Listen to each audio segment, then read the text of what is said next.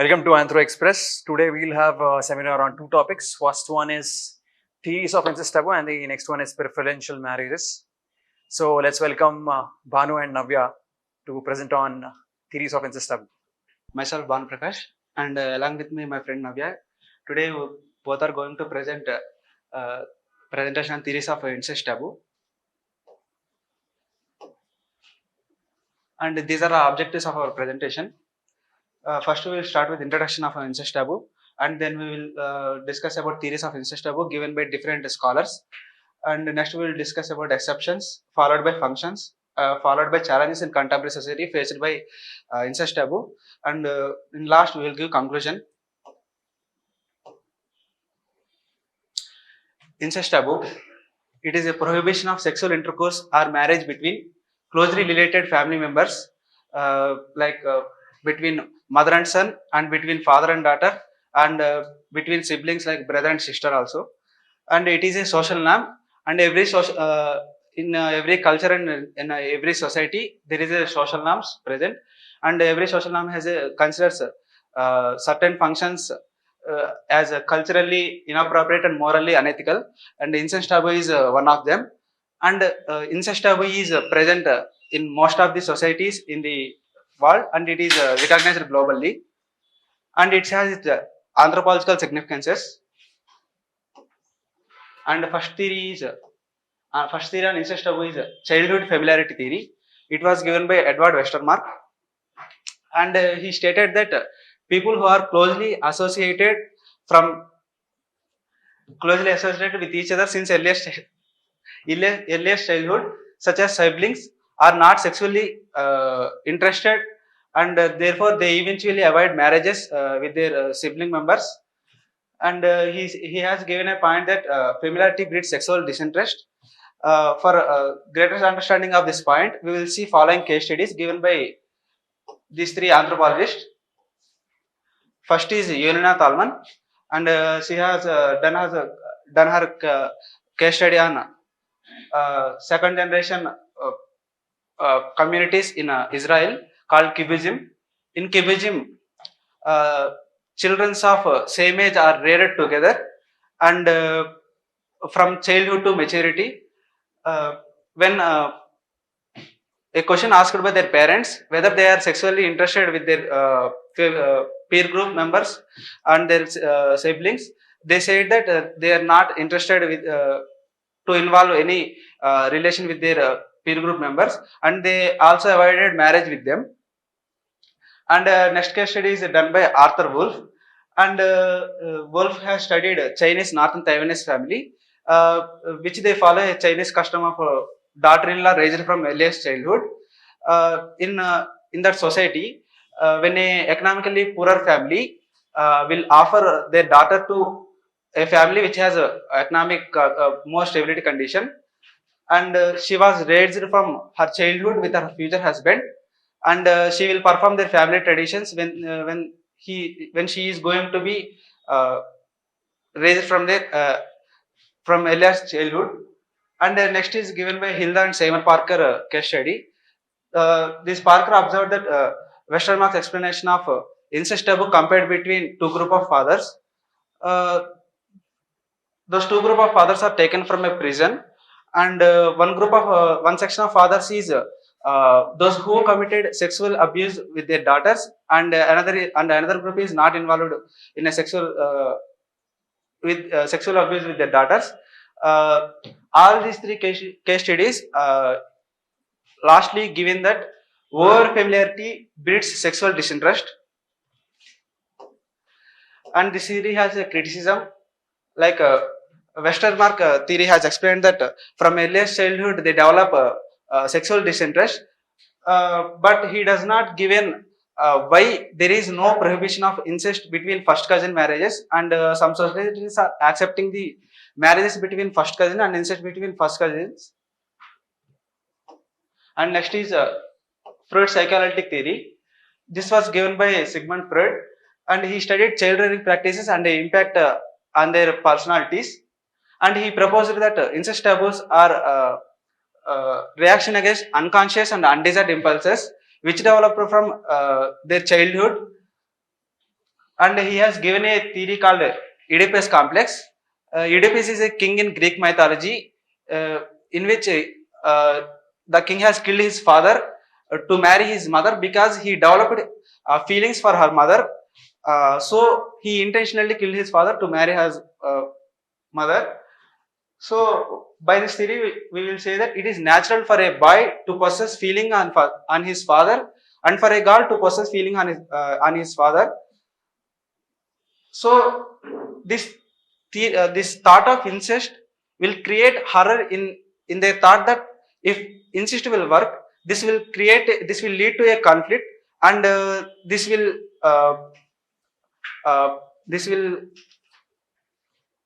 decrease the social order which is maintained in the family, and so stability in the family.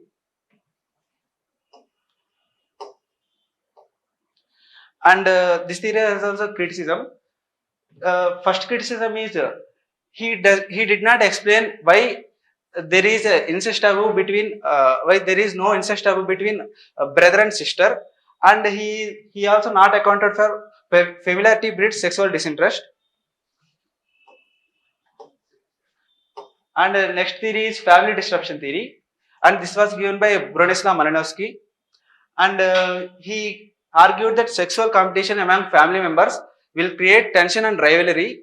Uh, this will affect the functions of the family, which the function which the family has certain functions in a society to survive, and society has also responsibility to curtail this competition among the family members. So they imposed incest taboo among the family members. And criticism for this theory is this theory does not explain origin of incest taboo. And one more criticism is that why there are some societies not giving some rules for marriage between brother and sister, because if there is a sexual intercourse or incest between father and daughter, or mother and son, will create disruption in the family. But if there is a incest between brother and sister, will not disrupt the authority of the parent members, because when they are matured, like brother and sister, when they are matured, they will get eventually married, and if there is any problem, they will get separated from the family. So some anthropologists also raised this point for this family disruption theory. And cooperation theory will be dealt by my friend Navya. Thank you, Banu. Now we'll go to the next theory called cooperation theory. This cooperation theory was given by E.B. Taylor and then was elaborated by Leslie White and Claude Levi-Strauss. The main emphasis of this theory was incest taboo came as a rule into existence to maintain the cooperation among the society and the family groups to promote social harmony and unity in the larger whole. And the theory was also explains that incest taboo came into existence because to prevent the hostility and suspicious between the family groups, incest taboo came into existence. And here, E.B. Taylor also explained that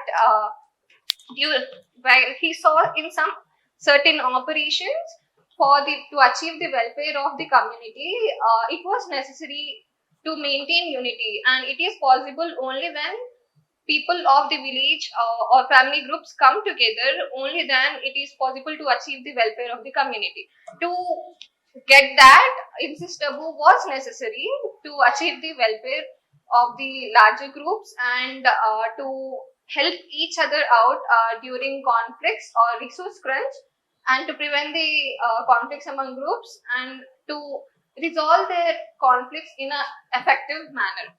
So he explained this theory in this manner, and then another theory which was given by Levi-Strauss called binary opposites, where it majorly says that human brain thinks in binary opposites. Example, hot and cold, and or dry and wet. In the same manner, here we take the example where by nature human beings are selfish, but due to cultural reasons, they tend to be selfless. By this, they gave the example where certain in giving a woman of a group to another group is the highest form of selflessness. By this, it strengthens the bonds among the family groups and will promote greater relationships among the family groups. So here, by to sum up, this theory was brought because exchange beyond the family and then tribe and then village in the whole complex will promote social cohesion, social unity and order. So this is what this theory deals about. And then this will take us to the criticism of this theory. So the certain critics said that incest taboo may also exist in other societies, but we cannot take the concept of cooperation and generalize it in every society. And then, depending on that, we see that incest taboo exists in that society. So here, generalizing cooperation and telling that incest taboo is prevalent merely because of cooperation is debatable. And then there's also criticism. Another criticism about this theory is it did not explain about the sexual aspect of the incest taboo, where there may be premarital sex or extramarital sex. So this was also debatable, and criticism came about this. And then this takes us to the next theory called inbreeding theory. So this theory came into existence because this theory primarily focuses on the negative consequences of marrying within the same family. So people within the same family may have harmful recessive genes. So the offspring of the inbred couple may have this genes and may lead to early death because of genetic disorders. So in the recent studies also, it was said that due to inbreeding, the offspring of the inbred couple had some heart diseases and diabetes. So this theory holds important based on the recent evidences too.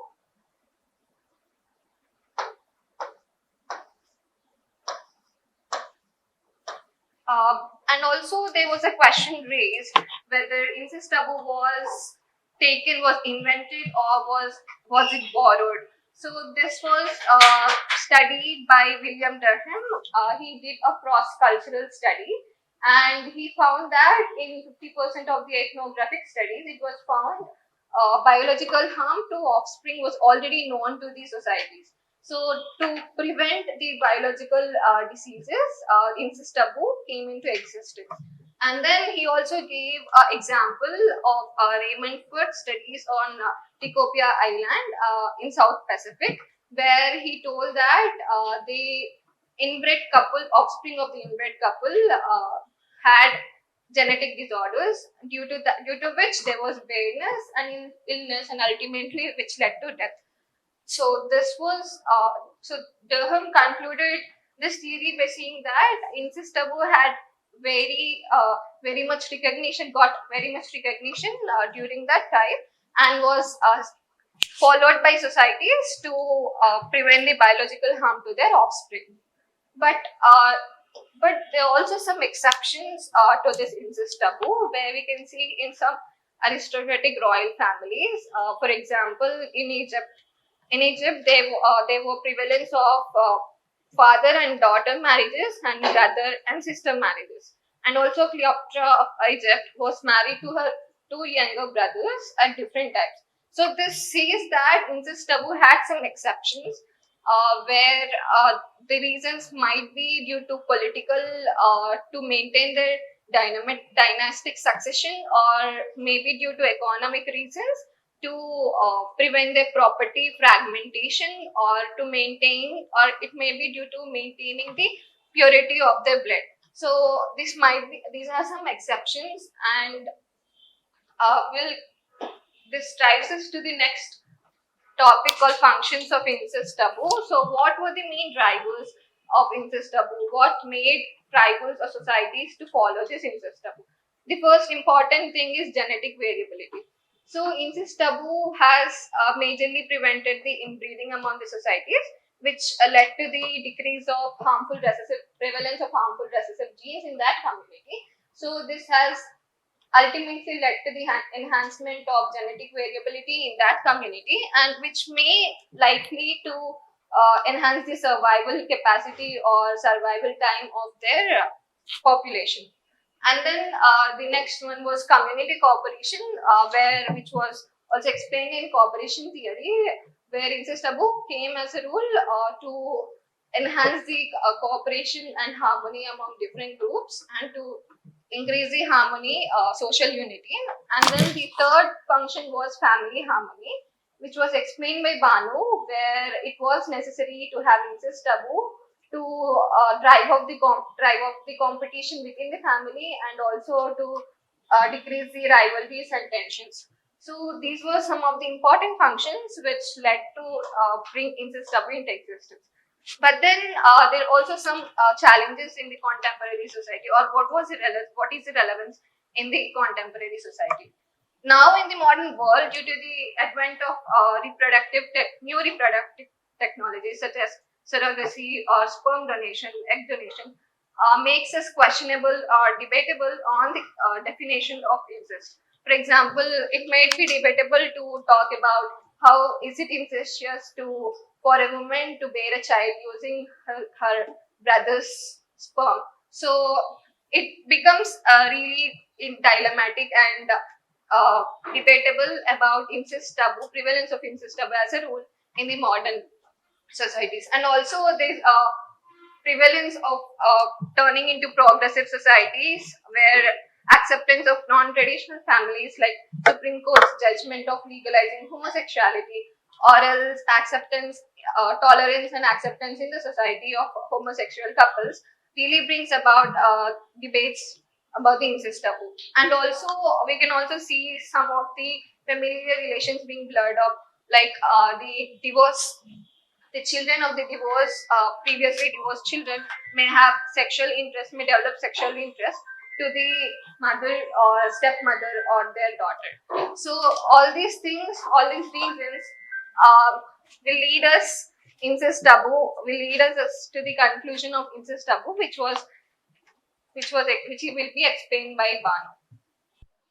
So till now we have seen the incest taboo. So I will give a brief conclusion for that. So incest taboo is a social norm which is ingrained in most societies, and it will continues to shape our social and familial interactions, and it has rooted in both biological and socio-cultural aspects, and it will act as a barrier between sexual relations between among family members. And in last series we have seen that in inbreeding theory, genetic problem is much more prevalent in inbreeding. So to curtail that, society has imposed incest taboo between closely related family members. So this will decrease the risk of genetic disorders and congenital disabilities. So incest taboo will decrease the homozygosity among family members, and this will give a proper function of family to work in a society. And next is a family disruption. And as we have seen in family disruption theory, uh, like competition between family members will lead to tensions and rivalries, which will disrupt the social order and the social stability in the family and as well as in society. So that's why they have imposed incest taboo in that family also. And incest taboo will also help in expanding social networks between other group members and other communities. That has given by Levi Strauss. He has given a very prominent example that gifting of women to other communities or groups will increase the cooperation and deepen the social bonds. And these are the positive side of incest taboo. So thank you. So how many theories have you learned? Any number?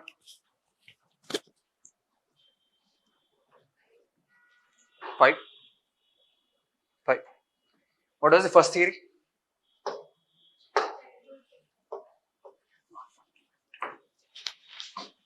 Childhood familiarity.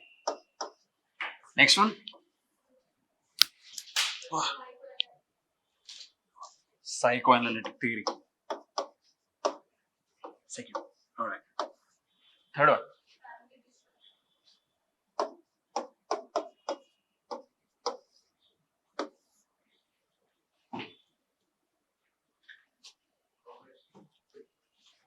cooperation theory.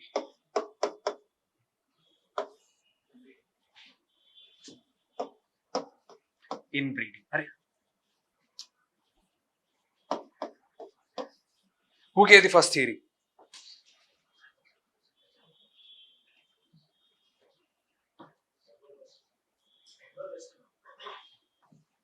I'll write it simply EW. What was it about? When two siblings or any two people who have been brought up since childhood will lose sexual interest. That is the basis of the childhood familiarity theory. What is the criticism of childhood familiarity theory?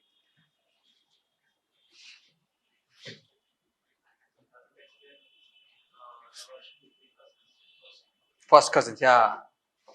Doesn't explain why first cousin marriage exists in some societies when if they have been brought up since childhood, right? Second one is a psychoanalytic theory. A famous name, Sigmund Freud. What is the theory about? You need to be loud. I can't hear you. I have a mic. You guys don't have a mic, right?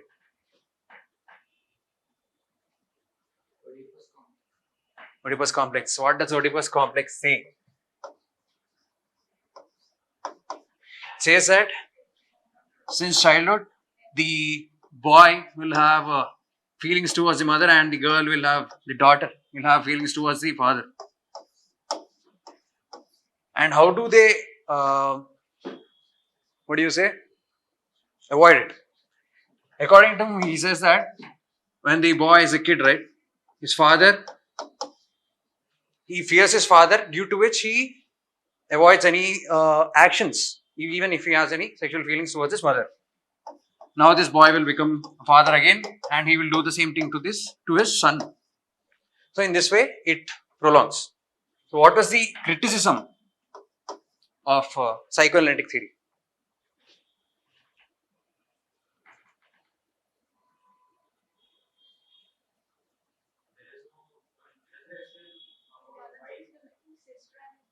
Brother and sister, yeah. He talks about mother and son, father and daughter, but does not explain why was sister and brother. Yeah, sister and brother. Yeah. Next one, family disruption.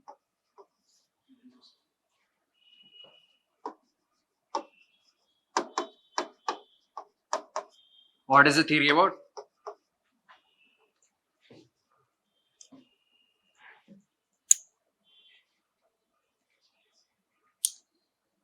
Tipo?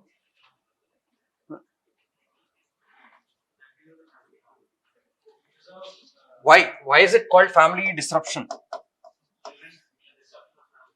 How is it? How does it disrupt the family? Competition in? I'll explain it simply. For example, there is a family. Is it visible? Or should I draw it somewhere else? Yeah. For example, there is a family, son and a daughter. This is a normal relationship. Imagine they both have sexual intercourse and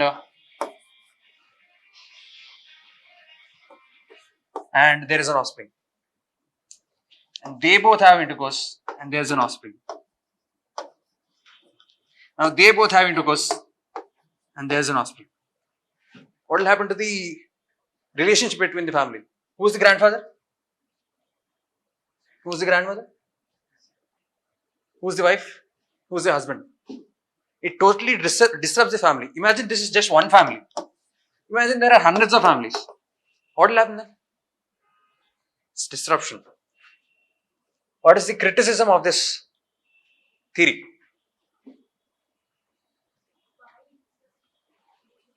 Origin. There's no place. I'll write it here. Origin. Origin. He did not explain why incest taboo came into existence. Right? Next is the cooperation theory. Cooperation theory was given by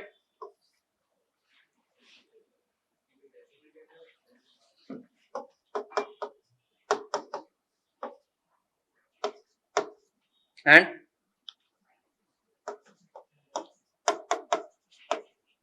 what does the theory talk about?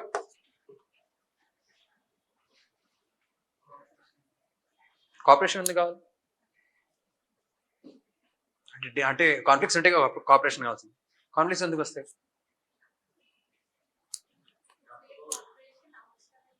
Outside the family, because there are many reasons. You can't just say one reason, right? There could be resource crunch. There could be any other reasons.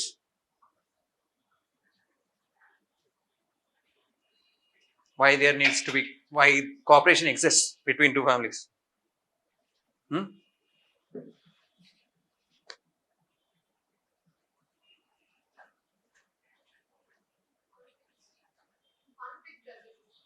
Why are the conflicts? Why do the conflicts come into existence? What are the reasons? One is resource.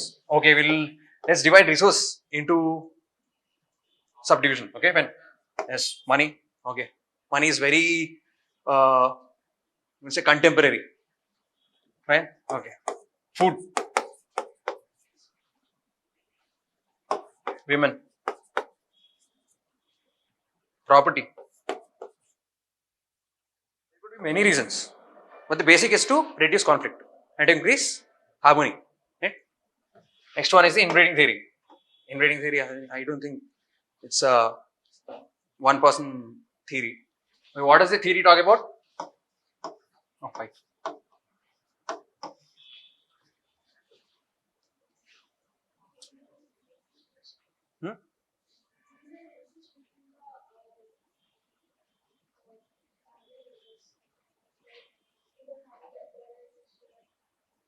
What is inbreeding theory talking about basically?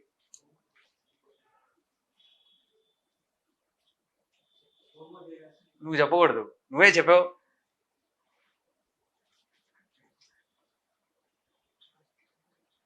అవి inbreeding theory basically, imagine there is a family, two persons, male and female, right? They have a recessive gene which is 8:2. 8:2 is, it will occur, and 8 is not, it will not occur. Same division in both. Now imagine if they both mate and give birth to an offspring. What will the chances of the recessive genes to become dominant? Will the probability increase or decrease? It will increase, right? Basically, breeding is to do what is the main reason for breeding? It is to increase survival rate.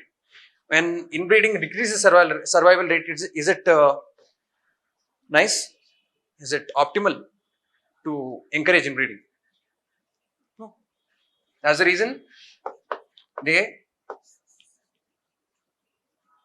what do they do? Have incest. Have incest taboo, right? Okay. Now let's welcome Archita and Abid to explain what is the topic.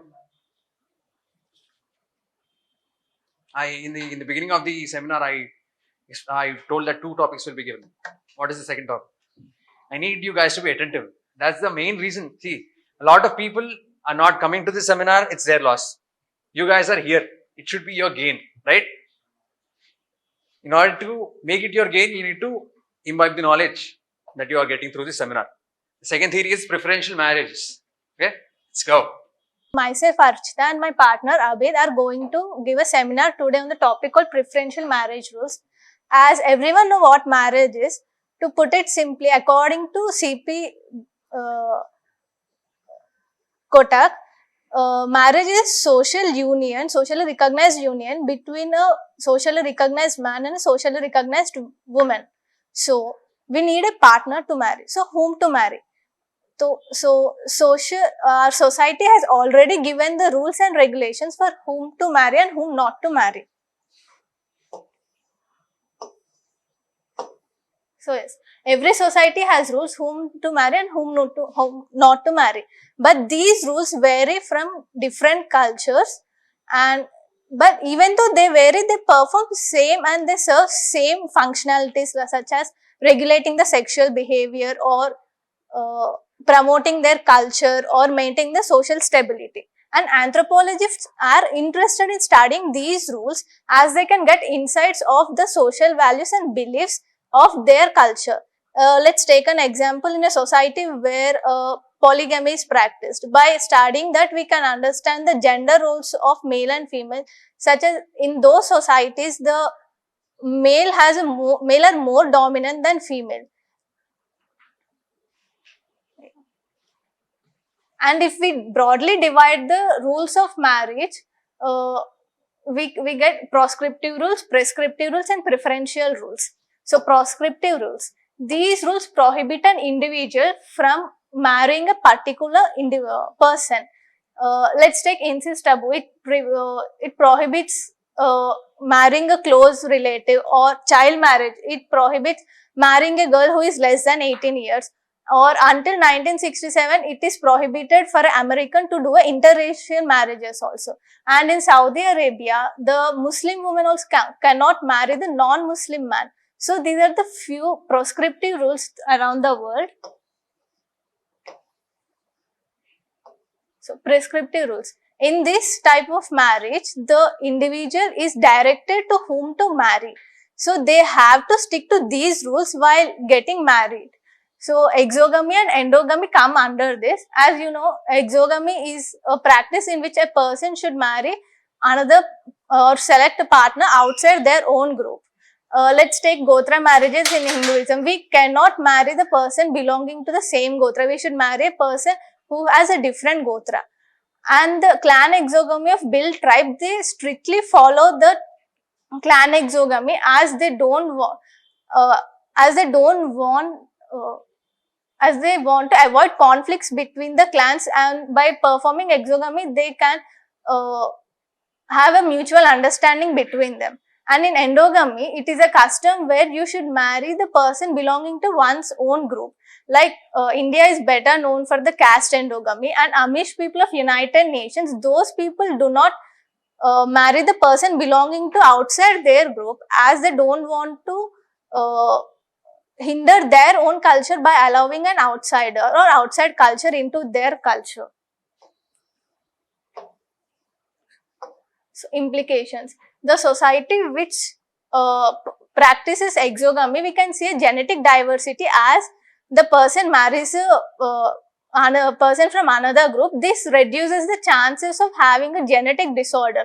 So exogamy is mainly practiced due to prohibit marrying a close relative. And if two groups are historically in conflict, this can be reduced by doing exogamy marriage, as it reduces the tensions between the groups and maintain peace and stability in the community. And social integration. In social integration, it's like when two groups, when people from two different groups are married together, their culture, values and beliefs are exchanged with each other. This creates a unity and mutual understanding in the society, which creates a social integration. And in endogamy, people generally practice endogamy to preserve the cultural identity. Like if the person marries selects a partner outside their group, their culture can be affected. So they want to maintain their own culture by passing it to their own generation, and they think that it's impure to get influenced by other cultures. And social cohesion. As the people belong to same group, they have same culture and they have same past experiences and history. So they have a sense of belonging with each other, and there can be a social cohesion between them. And caste system enforcement. The endogamy enforces the caste system in the society in the name of maintaining the hierarchy or to maintain the social stability. But we ignore that this endogamy leads to discrimination and exclusion of certain parts of the society. Before going to preferential marriage rules, we'll see a person named called anthropologist called Rodney Needham. He is one of the most prominent British social anthropologists. He is best known for his works in prescriptive and preferential marriages, where he distinguished preferential marriages from prescriptive marriages, and he said that preferential marriages are more prevalent in the society than prescriptive marriages. And in his book Rethinking Kinship and Marriage, he argued that marriage rules are not only to regulate the sexual behavior but also to maintain the family stability, or to maintain the social stability, strengthen the family ties, and to promote their culture. And in his another book, Structure and Sentiment, a test case in social anthropology, we can find the studies on many tribes in his book, and one of the tribe is Puram tribe of northeast India, where he studied their kinship and marriage system. So in a whole, Rodney Needham has done studies across the world throughout different cultures on marriage rules, by which we can understand, by which the future anthropology, and now we can understand why marriage practice exists and how these marriage rules are maintained.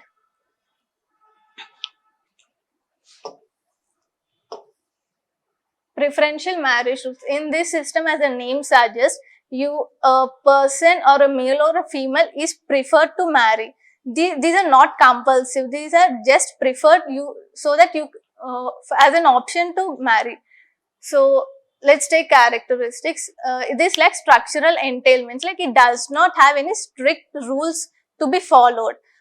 It just give you preferences, and it's your choice to do or not. And independence from marriage prohibitions, like unlike prescriptive rules where you have to follow those rules to get married, this does not have any positive or negative set of rules to follow while getting married. And it has a limited integration with the social institutions. Like if we see the religious endogamy and prescriptive marriages, we can tell that society has a integration or gives much value to the religion social institution, which is not present in preferential, as it is not integrated with the social structure or any other social institution. So under preferential marriage rules, we will see, or we'll go through levirate marriage, sororate marriage, cousins marriage, and joking relationships. Levirate marriage. In this marriage, the brother is preferred to marry the deceased so a man is preferred to marry his deceased brother's wife, and it is mainly present in the patrilineal society as the property transfers on from the male side.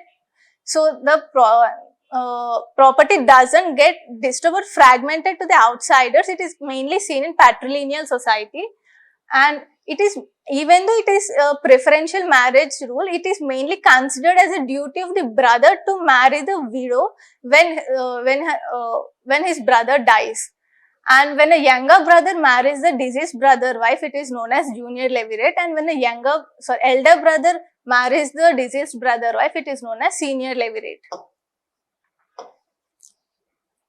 So, according to a study in a report called as Levirate Marriage, a Global Review by the United Nations Population Fund, it is found that at least 45 nations throughout the world practice levirate, and it is mainly seen in West and Central Africa. Almost 11% of their population in that area are practicing the levirate marriages. And these are the communities throughout the world which are practicing levirate marriages. And in India, we can see this in northeastern tribes and in southern tribes and Santal, Munda, Toda. And we can also see the practice of this rule in few parts of Haryana and Punjab also. So while levirate is practiced to continue the lineage of the deceased brother.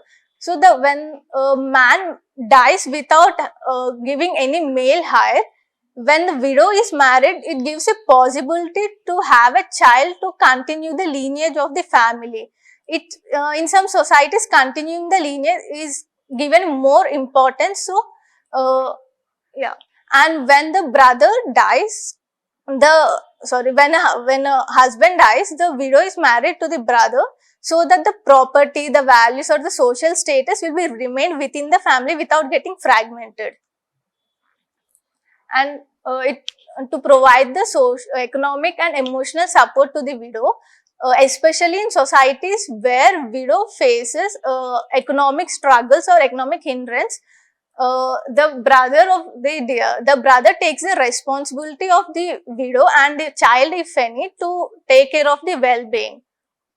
And as we know that the woman whose husband has died faced ostracism, are ostracized in past, and even now it is seen in few societies in rural areas. So in these societies the woman can avoid social isolation by marrying the brother of her deceased husband. So in these societies the levirate marriage is practiced. And next rules will be continued by my partner Abid. Good evening, everyone. As Archita has mentioned that preferential marriage rules include levirate, sororate, cousin marriages, and joking relationships. I will be continuing with sororate. Sororate is a practice where a man is expected to marry his deceased wife's sister. Sororate is mostly practiced in Santals of Jharkhand. Santals practice sororate marriage to maintain alliance between families, which means by marrying the deceased wife's sister, the husband continues the alliance with his in-laws. It is practiced to form support for the children. The children are provided with emotional support, and the deceased mother's sister also sees the well-being of the children. Another type of preferential marriage rule is cousin marriages. Cousin marriage is a type where an individual is married to his or her cousin. Although most societies prohibit all kinds of first cousin marriages, but some societies allow and prefer cousin marriages, which include parallel cousin marriage. It is a type of marriage where an individual is married to his parallel cousin. If an individual is married to mother's sister, son or daughter,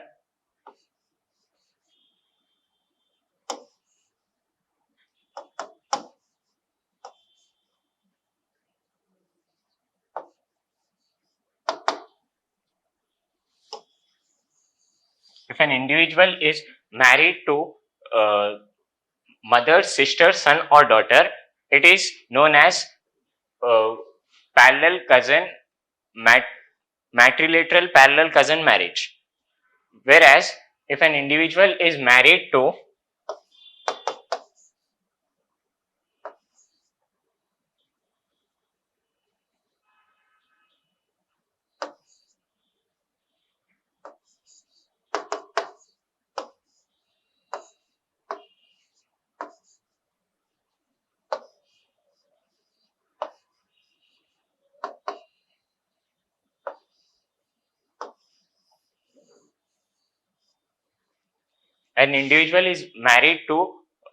father's brother's son or daughter, it is known as patrilateral parallel cousin marriage.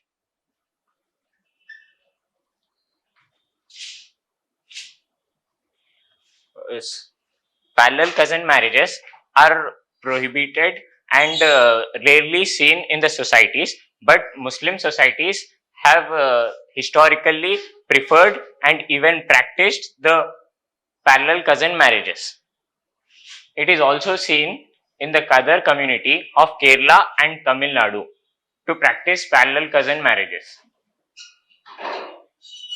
It is a case study from Ember of parallel cousin marriage in Kurds. Kurds are the people of Iran who practice parallel cousin marriages.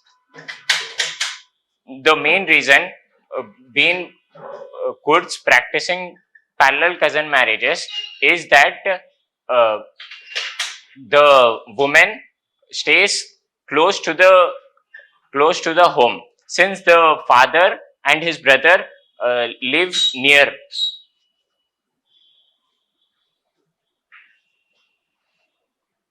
Cross cousin marriages. It is a type of marriage where an individual is married to his or her cousin, cross cousin. If an individual is married to mother's sister, son or daughter, it is known as matrilateral cross cousin, where and when an individual is married to the father's sister, son or daughter, it is known as patrilateral cross cousin. It is practiced in Gonds, Kharia of East Central India. It is a case study from Ember of cross cousin marriage in Yanomami people. The Yanomami people of Amazon rainforest in South America are known for the practice of cross cousin marriages. The main reason behind practicing cross cousin marriages is to strengthen social bonds and to maintain kinship connections within their communities. In many societies that allows cross cousin marriages, but not parallel cousin marriages, there existed joking relationships between a man and his female cross cousin. The joking relationship apparently signifies the possibility of marriage. Here, the man is expected to be formal and respectable to the parallel female cousin marriage, parallel cousin. It is practiced in Chippewa Indians, currently Canada, southern Canada. The Chippewa Indians used to practice joking relationships. A Chippewa man was expected to exchange sexual jokes with his female cross cousins. There exists a cross cousin matrilateral uncle and niece marriage, in which the principle involved is simple: give and take. The daughter which has given to the group in marriage shall be returned in the next generation. It is mostly found in South India and Central Indian tribes. Central Indian tribes call this as Doodh Lotawa. This is a tribe called Bhil in Western India. This Bhil tribe practices all kinds of preferential marriages, levirate, sororate, and cousin marriages. Why cousin marriages are practiced? Cousin marriages creates and strengthens the social bonds within the kin groups, as we have seen in the cross cousin marriages in Yanomami people. Cousin marriages also control the property and resources. It ensures that property remains within the kin group rather than being dispersed through intermarriage with outsiders. Some of the anthropologists who have studied preferential marriages in tribal societies in India. English anthropologist Edward Taylor studied preferential marriages, and he was the first to study preferential marriages in India. He argued that preferential marriages is being practiced to maintain social order and to strengthen ties between families and clans. Louis Dumont, who is a French anthropologist, argued that uh, cousin marriages, preferential marriages are practiced to maintain the caste system and to ensure the people married within their own community. Indian anthropologist also studied named M.N. Srinivas. The Indian he studied the Indian village community and said that preferential marriage was practiced to maintain the village community and to ensure that people married within their own community. By summing up the arguments arguments of the anthropologist, we can conclude that preferential marriages are practiced uh, around the world and and can be used to maintain social order, to strengthen ties between the families and kin groups, and preferential marriages uh, ensure that people marry within their own caste or community. Thank you. Do we need marriage rules? Do we need marriage rules? Why? Leave this aside. Why do we need marriage rules? Basically, are we civilized because we have marriage rules, or we have rules because we are civilized? Did that sound right? Huh? Exactly.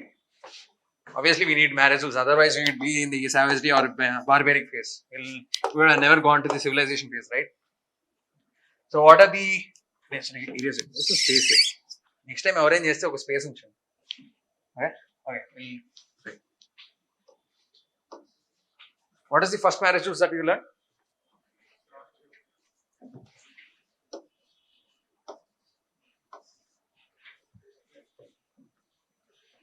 దానిలో ఏముంటాయి అది తెలియలేదు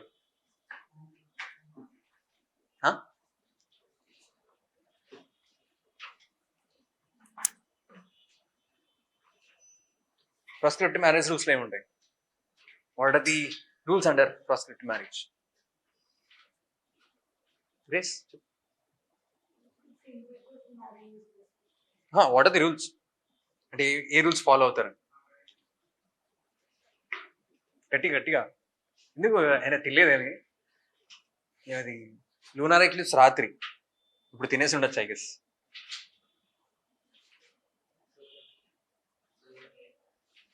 ప్రోస్క్రిప్టివ్లు ఉంటాయా? మీరే చెప్పారు, మీకు లేదు. Incest,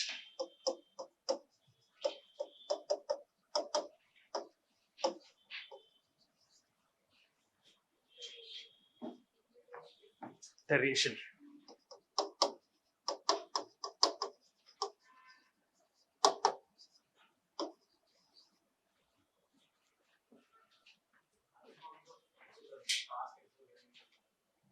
ప్రోస్క్రిప్టివ్,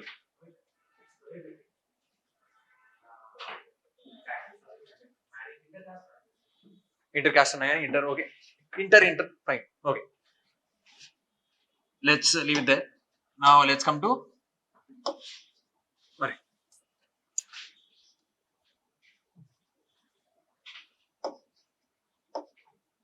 ఏంటిది?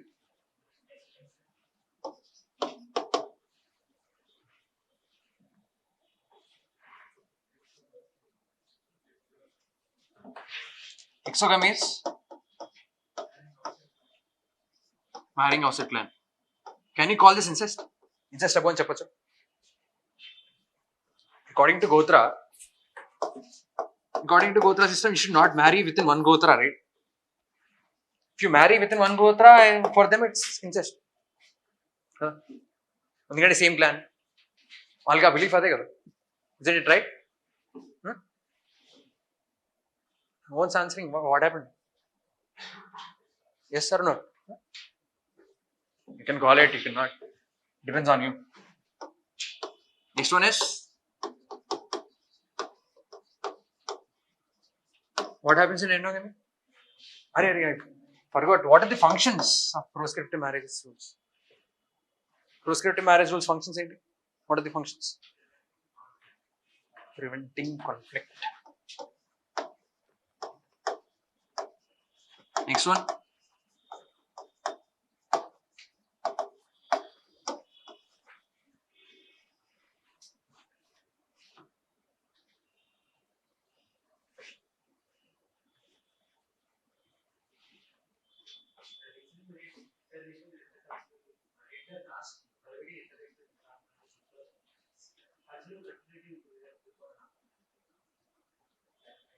I didn't get you. That to maintain the harmony, you can say can you call it maintaining the harmony of the family? Hmm.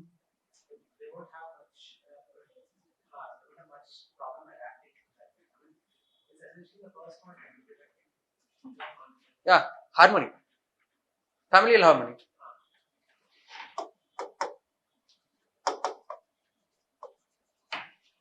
One major point that you guys are missing.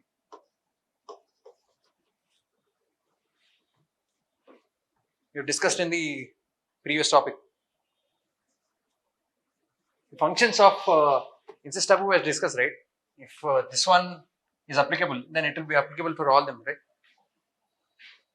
What are the functions? There were three functions. Genetic variability, obviously.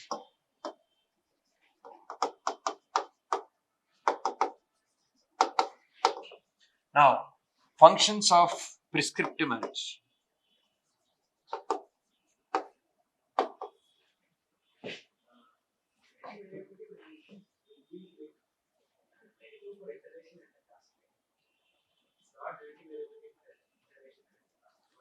For incest, you can consider it as a function, right?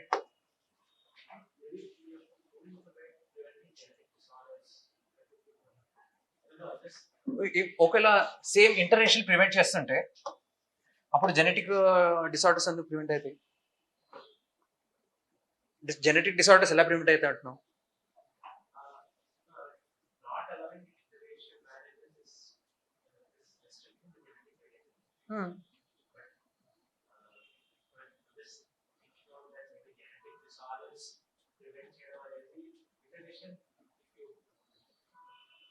అంటే ఇప్పుడు inter racial లో అంటే incest వేరు, inter racial వేరు అంటున్నాం, అంతే కదా?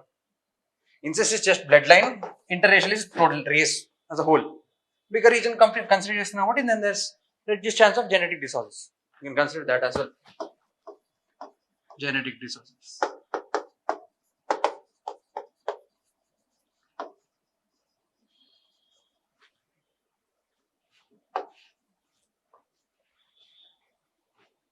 Prescriptive marriage rules. Functions. Cultural preservation.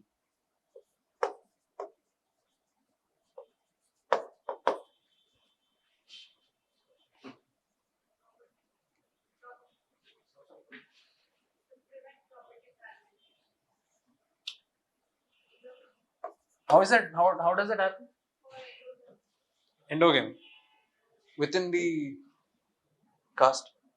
You marry within the caste, there will be preventing fragmentation.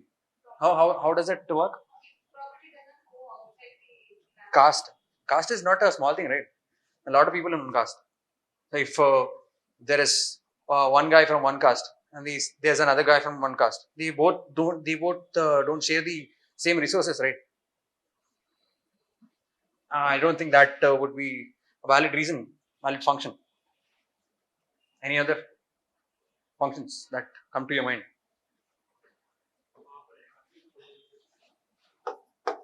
Cooperation or conflict resolution. Fine. Can we use genetic variability here?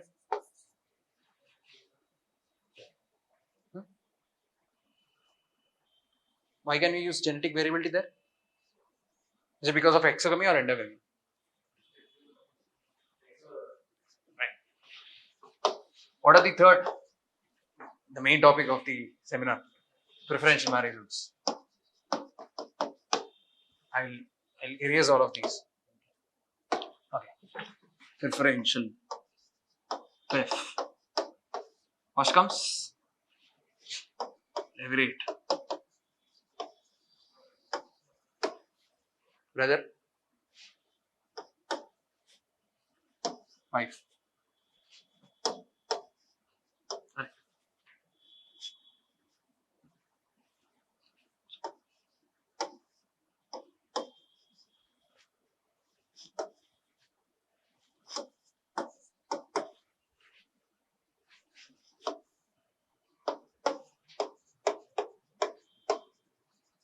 What happens in surrogate?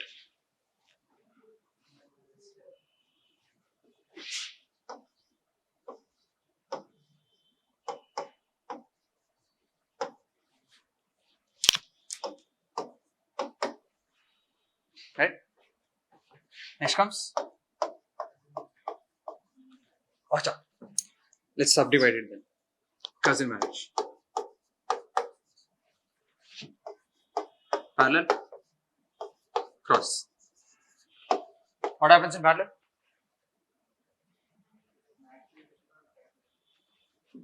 Matrilineal.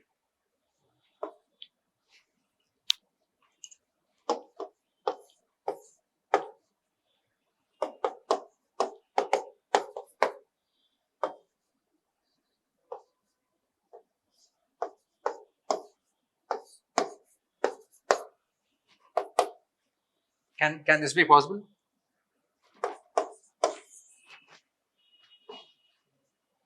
Same sex marriage ఎందుకు possible కాదు? ఇక్కడ ఇండియాలో కాదేమో కానీ ఒకవేళ మొన్న ruling ఇచ్చుంటే అయిపోయేదేమో right. So if instead of the sisters if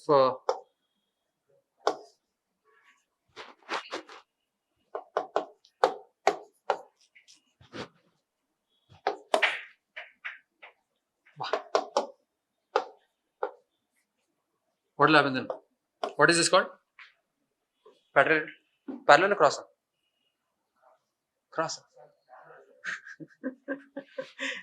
So if you actually just change the gender, then it will become cross. What are the implications of preferential marriage rules? Functions.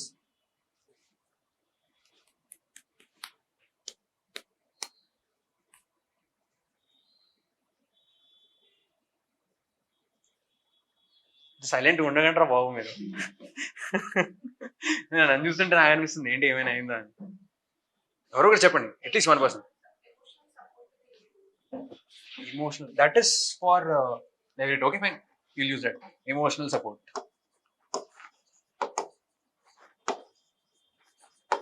Next. Lineage. Next.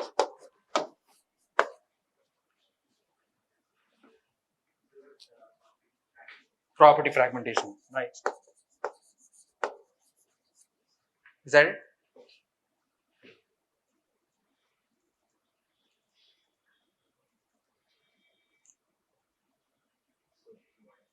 Social bonding. I think these are the only functions that are present, right? Is that it, or is there anything else out of the box? You can think out of the box. It's not only the information that they give, right? Anything else that comes out of the box? Think.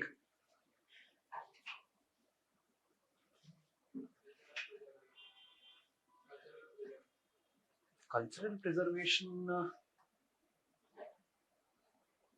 How can you call it cultural preservation? Cultural preservation ఎలా ఉంది అంటే explain చేయాలి. I'm not, నేను wrong అని చెప్పట్లేదు కానీ explain చేస్తే అర్థమైపోతుంది కదా. చెప్పేం కాదు.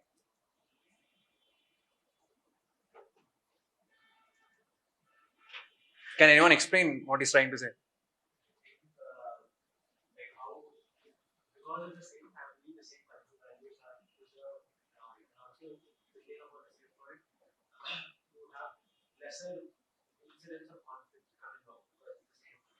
You can actually use that. It is a maybe, but there's no reason you can't accept that situation as well, right? So these are the functions. Before ending this seminar, I would like to talk about something that is important. That is brain fog. Do you guys know what brain fog is? Or burnout? Is it visible? Okay. You guys know what brain fog or burnout is? Have anyone experienced this before? Research చేస్తుంటారేమో. Huh? I've researched it very lot because when there are a lot of things that going in your life or in your day, you get mentally exhausted. What happens when you get mentally exhausted? Huh? ఏమైంది? Lack of confidence. Okay. Concentration, obviously. Right, true. Lack of concentration. ఏమవుతుంది? ఏమవుతుంది? చెప్పేం కాదు. Life మీద control పోద్దా? అమ్మో ఏంటయ్యా ఏం చేస్తున్నావు నువ్వు? లైఫ్ మీద కంట్రోల్ పోతుంది అంటున్నావు. You'll be dull the whole day. You can't even understand simple things. If I say there's 2 + 2 is 4, it's like, yeah, 2 + 2 is 4. Has it happened to any of you guys where you've seen a word and you wonder, is it the right spelling? That is one of the preconditions of brain fog, because you're not thinking clearly and your mind does not have the energy to think clearly. What do you do when you have brain fog? మీరు experience చేశారని చెప్తున్నారు కాబట్టి మీరు ఏమైనా చేసి ఉంటారేమో అనుకుంటున్నాను. ఏం చేస్తాను?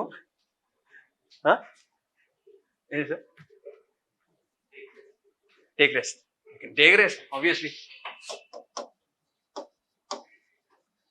బేసికలీ ప్రాబ్లం దేని వల్ల వచ్చింది అనేది ఆలోచించాలి. You need to reflect on the reason why there's so much brain fog or burnout. Basically in UPSC journey, it's about time. It's about time and it's about the information. Banu చెప్తుండేవాడు నాకు, sir morning లేవగానే newspaper చదవాలి, breakfast చేయడానికి వెళ్ళాలి, దాని తర్వాత class ఉంటుంది 9 o'clock వరకు, మళ్ళీ వెళ్ళగానే నీ స్కెడ్యూల్ చెప్పేం కాదు, చెప్పేం కాదు, చెప్పు ఏం చేస్తావు నెక్స్ట్ చెప్పు బాను, ఏం కాదు, ఎడ్యుకేషనల్ స్కెడ్యూల్ చెప్పు అంతే, మిగతా ఏం చేస్తాను అంటే టైం స్కెడ్యూల్ చెప్పు, క్లాసు, దాని తర్వాత 2 to 3 DNA అనాలిసిస్, దాని తర్వాత అసైన్మెంట్స్, రోడ్స్, టెస్ట్స్, అది ఆంథ్రోపాలజీ చేస్తాను, రాస్తలేవుగా నువ్వు. దాని తర్వాత మళ్ళీ డిన్నర్, డిన్నర్ మధ్యలో ఇంపార్టెంట్, సరైన టైంకి వెళ్ళకపోతే ప్రాబ్లం అవుతుంది. So if you can see clearly, he's gathering a lot of information and is also maintaining the time. You don't maintain cheyalante, obviously at one point of time you'll be exhausted a lot. So there's one thing that you can do is scheduling. You schedule each and every part of your day. When you schedule it right, you'll have this sense of confidence that everything is under control. When you have this sense that you have everything under control, your mind relaxes. Another thing that you need to do is physical activity.